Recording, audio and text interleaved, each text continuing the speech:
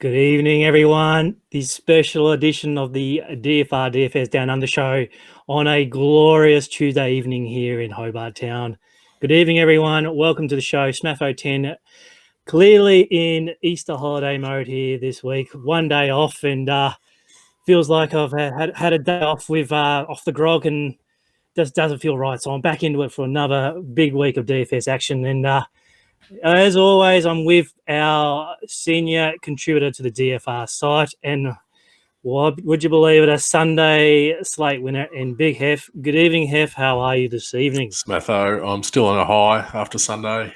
It's been a big, long weekend. It's been up the shack, up at Orford, kicking back, putting a few teams in, having a bit of a sweat on Sunday. Been a lot of fun. And now there's just heaps more DFS to go this week. And, I'm pumped. I'm looking forward to it all. You telling me that you're out of shack and you're winning cash at the shack? I was. Yeah, everyone's crook, actually, in my house. They all went to bed pretty early, and I sort of stayed up a bit late and put in a few teams for the next day on Saturday night. While I was trying to get Tommy Papley home on Sunday night, I needed about 120 from him, and he fell just short. But, that got me in the mood and put some teams in on Sunday. And whoopah, anyone out having a fish, and I was there with the mobile going, watching those little Gold Coast Suns, Charlie Ballard and Took Miller. Hey on. We've got to run through there. If we don't want to be talking about your size right away. I could talk about it for ages. Let's get on with it. Let's get on with it. Okay, so first of all, there was a little question on Twitter earlier this week, and there was would you rather give up draft stars or actually give up stake? The people want to know. Well, if I gave up stake, I'd have nothing to spend my winnings on, Smatho, so I would find another way. Oh, fair enough.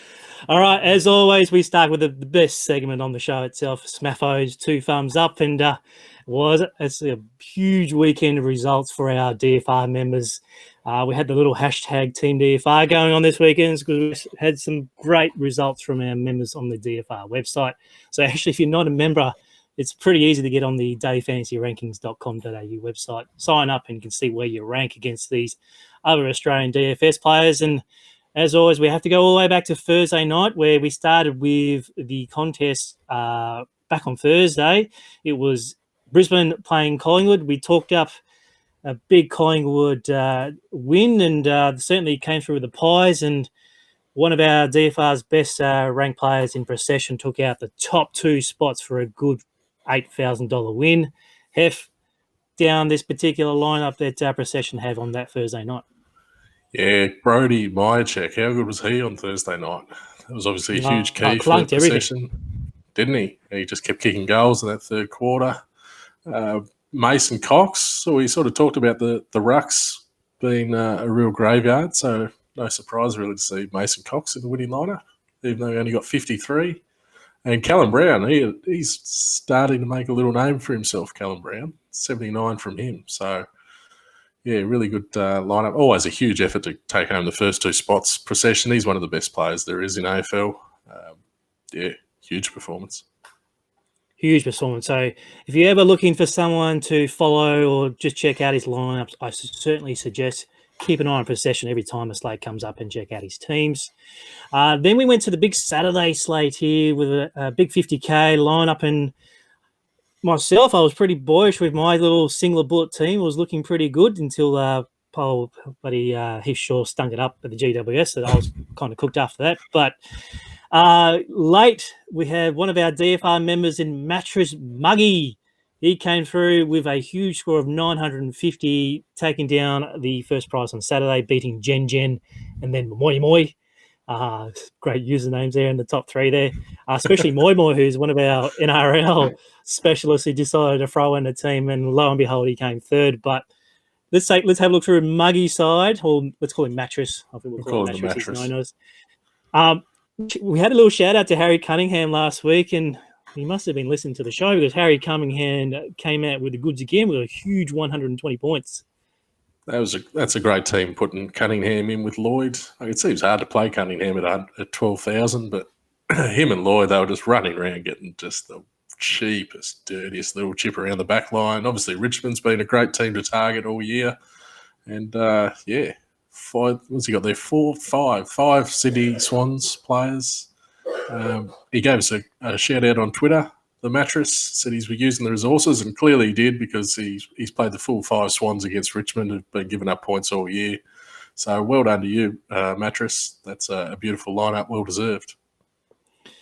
All right, clear the room, clear some space. Let's get the comments on the Facebook Live cranking here, because it's now your time, Hef. You've been waiting 6 rounds for this shining moment of yours. Sunday slate, Big Hef, 900 points with a great team of Sam Madrisky-Seaton, Roy Sloan and Brad Couch, Adelaide, and look, Harry McKay, what a player at Ruckman. And I've got a little something for you, Hef, to celebrate your little win here on Sunday. My 2 pom-poms, here they are. Oh, yes. Shake them up for you, Hef. Talk me through what happened on Sunday. Get rid of those. We've gone next level there. You've got 30 seconds. 30 seconds. Oh, well, sometimes we get lucky. Harry McKay, like, who could have thought he would have got 120 something? I'm not going to claim any sort of genius playing Harry McKay. I just didn't really know which ruck to play, so I played a little bit of all of them. Took Miller took a mark in the middle of the ground with about 5 seconds to go, little +6, which in the end won me the game. So I saw I only finished 4 in front of Procession. He got his money on Thursday night. Nice of him to spread it around some of the battlers. That's all you want to hear from me, Smatho. Just a bit of luck. Just proves anyone can win this game. Look, as I said, a little shout out on Twitter. We did say that be contrarian on a little 2-game slate. Stick to your guns, but having contrarian plays of Harry McKay and SPS and a bit of Took Miller as well. Well played. Enjoy the cash, but my 2 thumbs up doesn't go to you this week, Hef. Oh. In terms of actual winnings, you won $4,000, which is great. But if you look who came second on Sunday, it was Procession. Procession had an absolute killer of a weekend. He demanded on Twitter for my 2 thumbs up. So, Procession, good on you, mate. 2 thumbs up for you. Hef, spit the dummy if you want. Put those cans back on. I don't care. You need to lift and just take 1, 2, and 3 in particular slots. We've got all year to do this, but Procession, well deserved. Would you like some pom-poms again? He can have the thumbs. I'll have the pom-poms. Yeah, you have the pom-poms. Fair enough. It's game on this week, Procession. Little shout out also of the segment to our second winner of the DFS Golf, the old heritage at Harbour Town. Hawker came up with the goods here, had a great side with he actually didn't have Dustin Johnson, who decided to have a stinker on Sunday afternoon. So many of those sides that did have Dustin Johnson all of a sudden out of the cash. Matt Kuchar, Patrick Cantlay, top 2 in the cash. You beauty, $970 for you, Hawker. Well done. Quickly, we'll talk about actually, I'll tell you a story. I was at the pet store today with my 2 girls. We were looking at some puppies, and then above the puppies were some hamsters. And I thought, brilliant. We might get those little hamsters. I might take them home and send it to the tech gurus here at the DFR website, because obviously we had some slight technical difficulties over the weekend, and I thought some new hamsters to spin the wheel just to get the website cranking again could be a good idea. But then I realised hamsters just not quite get the job done. But on the serious note, Hef, massive traffic numbers over the website this week. Can you inform the viewers of what actually happened to the website? We had some issues, obviously, with the website getting on, and we appreciate people letting us know, because it's the type of thing that you don't always know unless people tell you. So apologies to people who couldn't get on when they wanted to get on. Thanks for sticking by us over the weekend and toughing it out. And we hope we've got it all sorted for this week, Smatho. We're blaming you, your presence and just massive name and everything else has just sort of crashed the whole site. You're starting to get a bit ahead of yourself, Smatho, but stick with us. I think we will be sorted for this week. And thanks for all the support. Look, I swung by the website just before on the show tonight. The resources are up this week. The previews will be up on the website on pretty much later after the show this evening. So we're ready to go in for another big week of footy. So hamsters, do your job.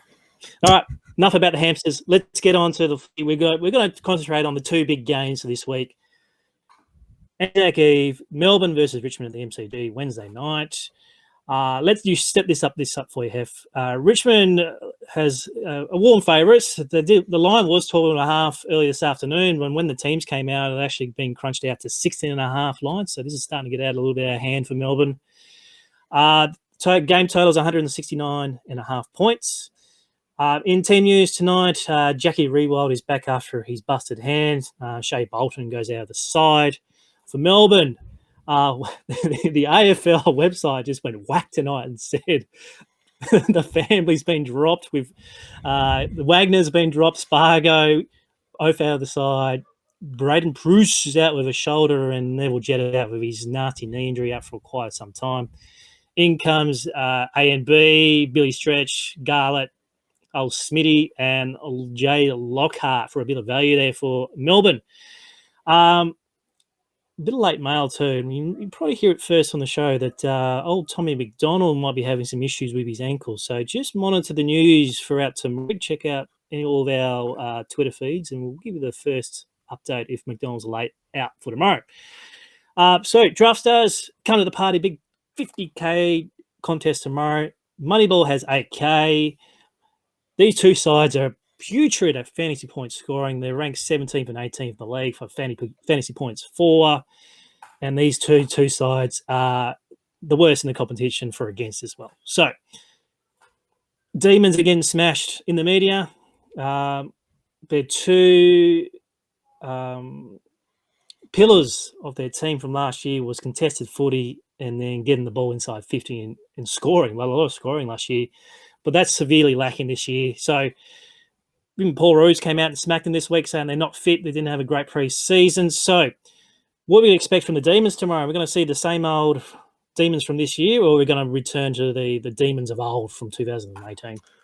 Well, that'd be pretty handy if they were kicking to Jesse Hogan, wouldn't it? Where's Stephen May already? He's out for another 4 weeks or something, is he?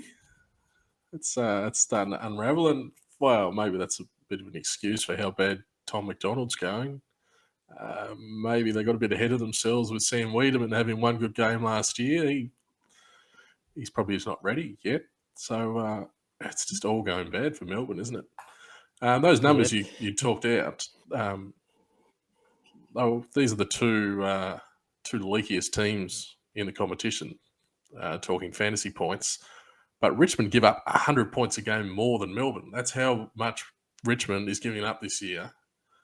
So even though you say they're the top two, you can sort of put them on a similar level. There's still a massive difference between how many points these two teams give away. So while Richmond's the form team coming in and they're starting, like Damien Hardwick said, they're starting to look more Richmond last week when they beat Sydney and they killed them on the turnovers.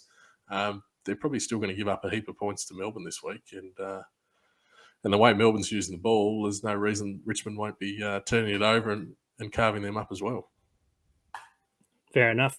Yeah, I share that same sentiment. Richmond, regardless if they win by 6 or 7 goals or 1 point, they still don't score enough fantasy points to beat the other opposition. So something to keep in mind for tomorrow when you do your lineups is possibly favour the Melbourne side over the Richmond side.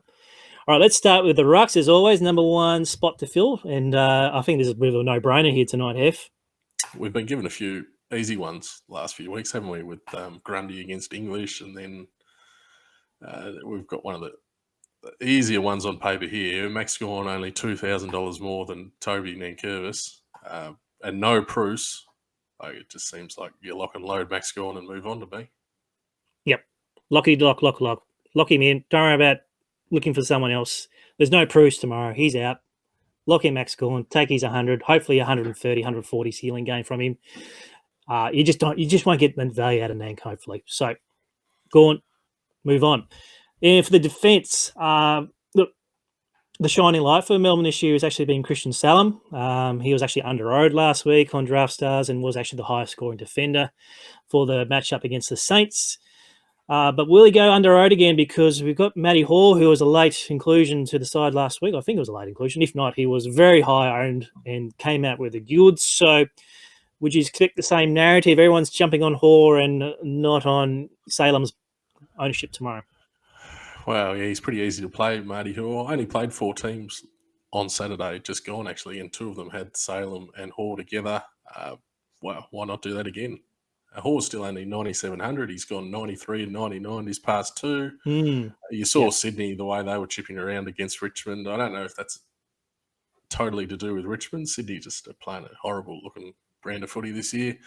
But they do stand out, Hall and Salem. Salem's getting up there now, sort of 13 and a half. But he can, like he had 128 in round one, he can really push up well above 100, which you need to do sometimes when you get up to a $13,000, $14,000 bracket. As far as the other defenders go, like how bad was Jordan Lewis? It was his first game back. He's reminded me when Andrew Embley used to come back from an injury, and it took him about 2 months before he started looking anything like a footballer. He's certainly getting whacked from some quarters of the media. Yeah, that's calling for great his head after one game. They like to dive in after one game. I don't think he's going to be like he had 28 in the last quarter. Maybe he's just slowly finding his feet. Pig Hibbard's been like nowhere for 2 years. There's not really a whole lot to work with in the back line. So I think they're going to be the obvious two. And then maybe Bailey Fritsch runs around down back. He might be a good one to throw in your midfield if you want to sort of work on that backline chippy angle. Fair enough. Now, Dustin Martin returned to form last week, playing out of the goal square and, racked up his ton. But data suggests, or his history suggests, he only averages 22 disposals against Melbourne, which is his second lowest return against all the other clubs here in the AFL. So ownership's going to creep up again after his performance last week with a nice salary around the 12K mark. What do we do here? Do we go on the stealing game from Martin on some form, or can we just kind of avoid him again and hopefully he stinks it up with a 60 or 70 point performance? Yeah, it's a good point you make with his ownership likely to get up a bit. You got to remember Jack Rewalt comes back now, so does he have to spend as much time forward this time? They got Lynch up there already. Rewalt, you assume he's going to spend majority of his time up forward, so maybe there isn't the room for Dusty to push forward as often, so he'll spend more time in the midfield. Hewitt didn't pay much attention last week, it didn't seem, which was weird because every time I saw Hewitt get the ball, he was bloody hopeless, so he should have been tagging. Harms is probably the man to get the job there. He's a pretty tough mongrel, James Harms, so I'd probably lean to fade Dusty personally. Plus, we're going to be trying to attack, as we talked earlier about looking at Melbourne's mids more higher fantasy scoring than Richmond's this year. Also whacked in the media about clearance work. Do you think players like Viney and Oliver could potentially have more of a bigger game this week? Would you agree? Yeah, they could. I'm not a huge rep for Viney. I don't think he's got the fantasy game as some other ones, but obviously my favourite is Brayshaw. He's always my favourite. And he's the type of mark kick bloke who's going to get involved a lot if Richmond are happy to let them sort of chip around behind the ball, which they seem to be very often. Oliver, yeah, he's going to be really hard to stop inside. Viney, similar. Harms scores surprisingly well, and he sort of gets more into that game with Brayshaw. Even though he does do jobs, Harms, he still seems to find the ball a fair bit himself. Of the rest of them, like Nathan Jones is almost gone, but you still have to just look at the numbers and say Melbourne's going to have the majority of the ball, because when Richmond get the ball, they just go and they don't care about numbers. They just surge forward. They're tapping them on. They're just going 100 miles an hour, and that doesn't bode well for fantasy points, but they don't care. They're winning the game. So I'm going to lean to playing more Demons, especially through the midfield. And, yeah, Brayshaw's clearly my favourite again. Now, speaking of 100 miles an hour, we're going to refer to the Richmond forward line here. So we'll talk about the forwards of Richmond. High pressure in the inside 50, tackles, not many kicks or possessions in terms of that. Do we kind of target these smaller, cheaper Richmond plays tomorrow in the forward line? This is really difficult too, because they don't score huge points, these Richmond forwards, because they're not getting involved in too much chippy. But on the flip side, Richmond are very, very hard to score against when it comes to forwards. They're even with the loss of Rance, their defense is so well structured, and they're happy to give up the ball in the middle of the ground, but then once it goes into their defensive 50, then they just swarm over it, and that's when they try and release and run. So you don't really want to play the Melbourne forwards too much either, especially how badly they're going to. Melbourne, I think Melsham has been fair. Petrarca's been okay, and he's always that tempting 10,000. But I'm sort of looking more at the likes of Snags Higgins, who we love. 98 last week, still only 10,000. Like, he's got upside. Kane Lambert runs a lot through the midfield, so you can always put him through your forward line, and then you can run through even someone like Rioli, who seems to be taking a bit more of a roll up the ground. Rioli, he was always known for a sort of great 6-possession game, but he's starting to get a bit more of the ball. I'm sort of leaning to those Richmond forwards. All right. Question about notice then. Yes or no? Rewalt Lynch in the lineup. Oh, let me check their prices quickly. Oh, Tom Lynch is only 9.5, and he's starting to look the goods, Tom Lynch, isn't he? Who's going to be on him? Sam Frost or someone? Give me yes to Lynch, and let me quickly check what Rewald is. Rewald should still be pretty fit. He's only 10,000 as well. Yeah, I'd lean a little bit off him. A little bit. Okay. Yeah. If I have the salary, I'll try and get up to him. If not, no issues not getting up to him. But I just see a massacre tomorrow. I'm seeing a +40 performance by the Tigers. Centre stage, the media's on them. Day before ANZAC Day, Melbourne a shot. All those inclusions, all those outs. It just doesn't look great for Melbourne tomorrow. So if you want a little sneaky Smatho tip, Melbourne at +40, thank me next week. Actually, not thank me next week. Big news with the DFR Down Under show. We're actually back on Thursday evening, Hef. Would you believe it? Oh, yeah. Well, I'm coming back to get more pom-poms on Thursday. Yes. Well, I've only got one day to get some more pom-poms, so we'll see how we go there. All right, big clash, obviously, on ANZAC Day. Essendon versus Collingwood. Let's talk about this particular matchup. Collingwood earlier today had a 13.5 line, which now has actually come in, to 11.5. So there's a little bit of money here for Essendon. The total points here is 175.5, which is a little bit higher than these other games that we've been talking about lately. Look, no teams yet, but pretty much we're banking on Devon Smith and Zacharakis to be back in the side. Aish is still around 50-50 after copping one the back of the scone last week, which could possibly, you might see Levi Greenwell come to the side if Aish doesn't come up. Draft Stars again put up a beautiful $50,000 K contest. 50,000 K, that's 50,000, sorry. And then on Moneyball, they've actually put a really nice $10,000 contest as well on the Moneyball site. Bucks and a presser today said he's expecting a very, very fast-paced game, alluding that they will probably match the Bombers on pace. So maybe this chip around the back, the defence probably will give way to more of a grab the ball and go. Hef, your initial thoughts of the game before we get into the rucks? Well, I have a theory about Essendon. I've had it for years and years and years. When they are expected to do something is when they fall apart and they try and play proper footy and chip it around and turn over and get opened up.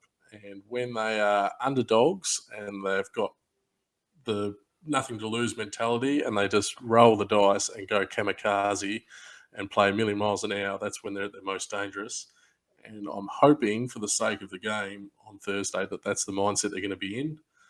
I think they are capable of beating Collingwood if they go with that mindset the whole way through. If they try and slow it down, Collingwood will end up getting all over them. So interesting those Buckley comments you mentioned there about a fast-paced game, because if there's going to be turnovers and it's going to be quick, it's going to be a hell of a game to watch. And I think that's the Bombers' best chance of beating them. Yeah, just keep an eye on little tidbits from the media in terms of selections and any other quotes. I'll give you a bit of a narrative of this particular matchup. And if you're leaning to a fast-paced game, then obviously it's going to to your builds of your lineups. All right, so just have to think about that. Greenwood's. All right, let's think about the rucks. Sorry, Greenwood. Greenwood news is huge, obviously in DFS. I reckon Zach Merritt would be the target if he does come in. He's really starting to hit his straps, so that's massive news to keep an eye on. Yeah, massive news. Yeah, if he's in, goodbye Zach Merritt. He can't handle a tag, but we all know that. The rucks, we've got Brodie Grundy, highest player on the slate against the mediocre Bill Chambers, and then we've got our cheaper options again in Joey Danaher and Mason Cox. The data all suggests that Grundy should actually wipe Bill Chambers like a dirty rag here. So, but Grundy at 16.6 on Draft Stars, do we get enough points to reach what we call value for Grundy? Look, I reckon a lot of the time we will, and then every once in a while, Tom Bellchambers just morphs into some big hulk and actually plays a proper game. I remember he did it last year to West Coast over in Perth. He just massacred them. So I'm always just a little bit worried about Bellchambers because he's big enough to match it with Grundy. We saw Grundy's not invincible last week against Steph Martin and Big Oscar. But then the other option, I don't really like Bellchambers as a scoring option. So that leans you more to maybe downgrading at the ruck, so you've got money to spend on all these midfielders. Danaher, second game within 4 or 5 days since they last played, and he's still sort of 10,000. He doesn't really appeal to me. And Mason Cox, they're very good key defenders at Essendon. He doesn't appeal a great deal either. So it's probably just a game for me to lean Grundy and just play a little smattering of the other types and hope for a Harry Mackay miracle. Fair enough. Good take. I like it. It is 16.6, and that's the highest salary. So I wish his salary came down after last week's performance, but alas, it didn't. So obviously we've got all these huge salary midfielders for both sides. Unlike early in the season against Richmond, where scores were abundant, Brisbane put the brakes on Collingwood last week. Only 3 tons for the old Collingwood side, and my check was one of those. So, but the Pies are the stingiest in the league in terms of midfielders. So we're thinking that the Bombers are going to be less scoring, and the Pies will come back. So possibly another stack again for the Pies. The Pies midfielders are pretty easy to stack, especially off that below par game, I guess you could say, up in Brisbane. There's a few guys are slowly coming down in price. Even Treloar had a big 120 and blew that Taylor Adams stat out of the water last week. He's down to still around 15,000. Essendon are generally pretty restrictive against midfielders themselves, but they've been sort of middle of the road this year. Collingwood, I think, are allowing the least because they just get the ball all the time themselves. I'm going to lean Collingwood mids in my builds, but I'm not totally carried away with all pie stacks by any stretch. Fair enough. It's going to be hard to squeeze in at least 2 to 3 of those mids in your slides this week because there's not really much value amongst this particular contest. So a bit of a challenge, but as ANZAC Days always is, it's always going to be a challenge. They don't give away this money for nothing. So let's have a look at the defence. My little sneaky play of actually paying up for defenders nearly worked last week for Collingwood, but unfortunately Jeremy Howe did a corky and kill my buzz for that week. So I might actually try and employ the same strategy again, looking at Crisp, Hurley, possibly Cale Hooker, those kind of higher end of the spectrum, but the chalkier players will be cheap defenders. So is there anyone down there that you're keen on in the defence? Yeah, I'm sort of going for an angle here. Essendon don't give up points to defenders this year. I think they did last on their points against tables in the resources. So where Collingwood loves to chip around the back half, and all those blokes like Roughhead and Howe and your man Crisp and a few others have been able to pop up for some pretty big scores. I don't think Essendon are going to let them. I don't know what the reason for these numbers are. Maybe Woosher's old school. He doesn't like giving up cheap ball and man on man, all that sort of stuff.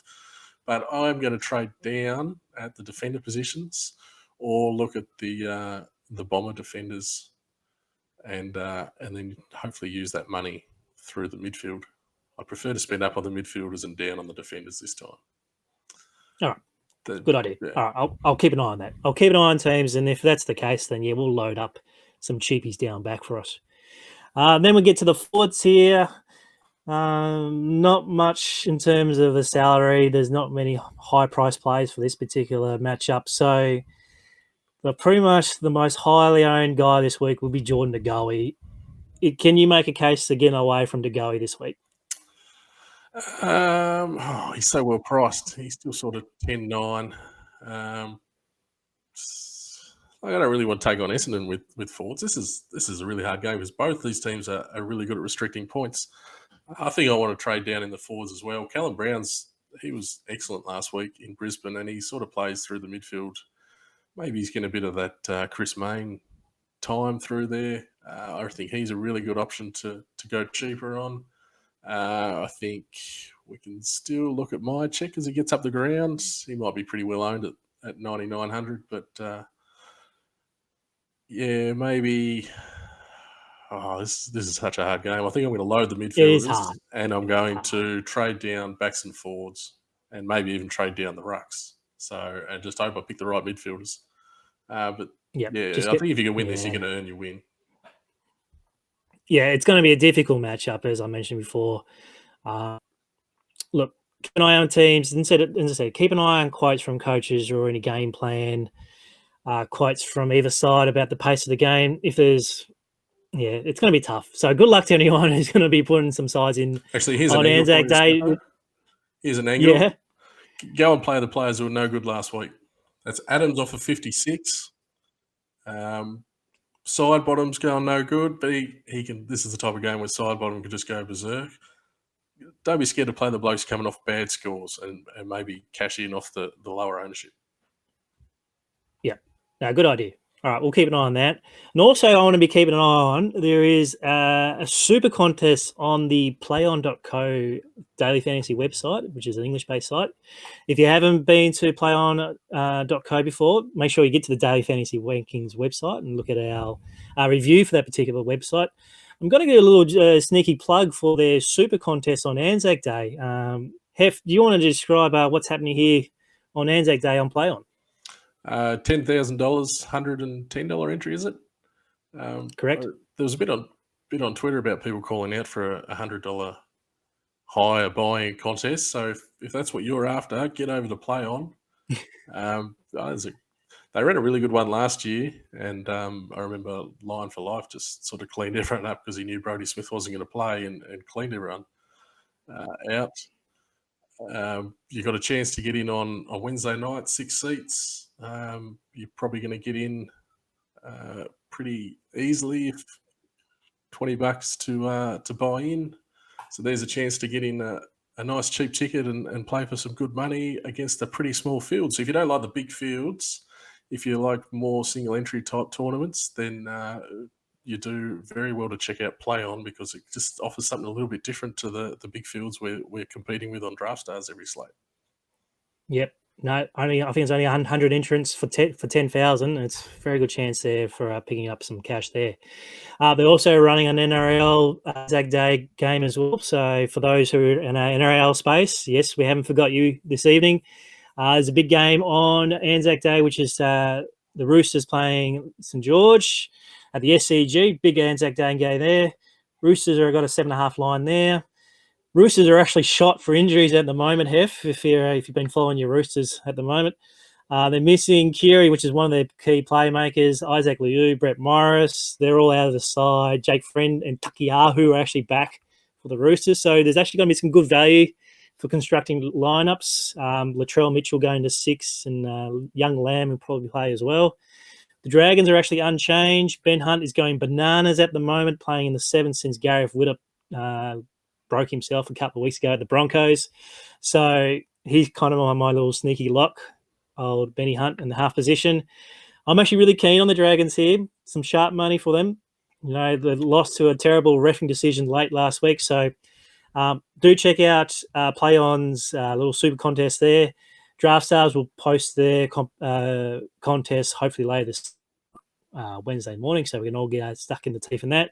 And as always, Frenchie's award-winning review and rejection will be up on the DFR website once the contests go live. So do catch an eye on them. Poor old Frenchie had a second place last week, so you're, are we still the downward spiral's begun for Frenchie. Yeah, it's the beginning of the end for Frenchie after that. Beginning of the end. Yeah, the resistance is back. We've had the vitamins all right, out. Quickly. As I said, big show again on Thursday. We've broken down the 2 games of this week. No actual DFS golf this week. The event in New Orleans, the Zurich Classic, is actually a teams event. So there's no DFS action there this week for DraftKings nor Draft Stars Money Mall. But a little Smatho sneaky play, being a pairs event, Brooks Koepka is playing with his brother. Oh, and if they win, he gets his. If they win the tournament, he gets his brother exempt on the PGA Tour for 2 years. So they're actually going to try. On the other tournaments, Brooks Koepka wouldn't give a shit. But this week, he's going to try his hardest. So a little sneaky play there for you, Hef. Your love child. Now, my love child, you always have a little special heart for me, Brooks Koepka. You've got the old brute of a man he is. All right. We'll wrap it up here, folks. Thanks for joining us on this special edition Tuesday night show.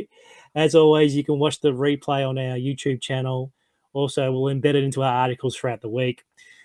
Any questions or comments for us, any feedback, do hit us up on our Twitter feeds, which are on the bottom just here. You should know Hef by now because obviously he's been winning cash. Hef, any final thoughts before we wrap it up? No, good luck, and we'll come back Thursday and you can get the pom-poms out again, Smatho. And I expect to see you in another jersey again. What's that one? Auckland Blues. Give us some AFL. This is the Auckland Blues. Mate. Auckland Blues one. I was going to break out the Carlton one, but I thought, no, just keep it fresh, keep it new. Gee. Yeah. They'll win this week. All right, we'll wrap it up here, boys. Thanks for joining the show, and we'll catch you at the same time, 8:30 on Thursday evening. Thanks, Hef. Thanks, mate. See ya. See ya, mate. Cheers.